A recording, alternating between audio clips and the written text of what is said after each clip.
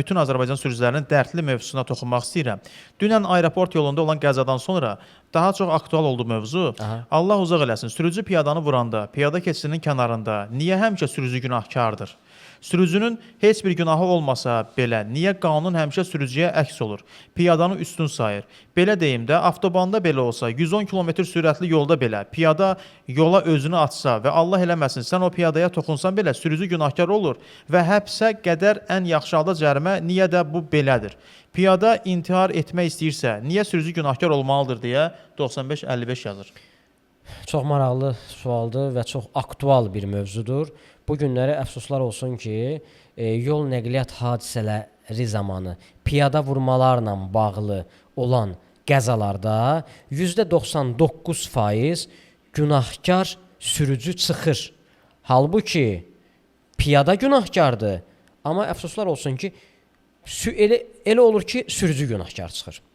Və 37-ci maddəni əsas gətirirlər ki, sürücü qəzanın baş verməməsi üçün müxtəlif yollara əl atmalıydı. İndi gəlin, mən sizə bir sual verim.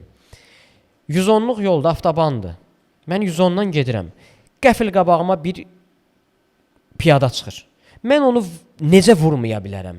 Yəni, o suala cavab lazım. Mən necə vurmaya bilərəm onu? Mən 110-la gedirəm. Cəhənnəm, 20 ilə 30-la gedəsən, bilərsən ki, qabağıma çıxdı, tormuz verəsən və s.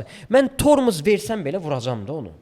Bizim bu podkastı çəkməkdə məqsədimiz odur ki, sürücülərdən gələn suallar efirdə səslənsin və əminəm ki, bu cür məsələlər olanda əfsuslar olsun ki, bəzi şəxslər bunu çalışırlar, örtbasdıq eləsinlər. Nə bizim Daxili İşlər Nazirliyi bu barədə məlumatlı olsun, tam məlumatlı, nə Baş Dövlət Yol Polis İdarəsi və əminəm ki, bu məsələ işıqlığa çıxanda, ictimaiyyətləşdirəndə həmin şəxslər lazımı cəzalarını alırlar. Nazirlik tərəfdən olsun, idarə tərəfdən olsun. Sadəcə bəzi o qara qüvvələr imkan vermir ki, yuxarıda olan səlahiyyətli şəxslər, bu məsələyə cavabdeh olan şəxslər tam ətraflı bu barədə məlumatlı olsunlar. Mən ancaq belə düşünürəm. Çünki adi belə bir şey deyək də, hər hansısa bir qeydiyyatla bağlı problem olanda vətəndaşlara deyilir ki, şikayət yazın. Şikayət ünvanlayırlar, 10 gündən sonra gəlirlər, həmin şəxsin işi həll olunur.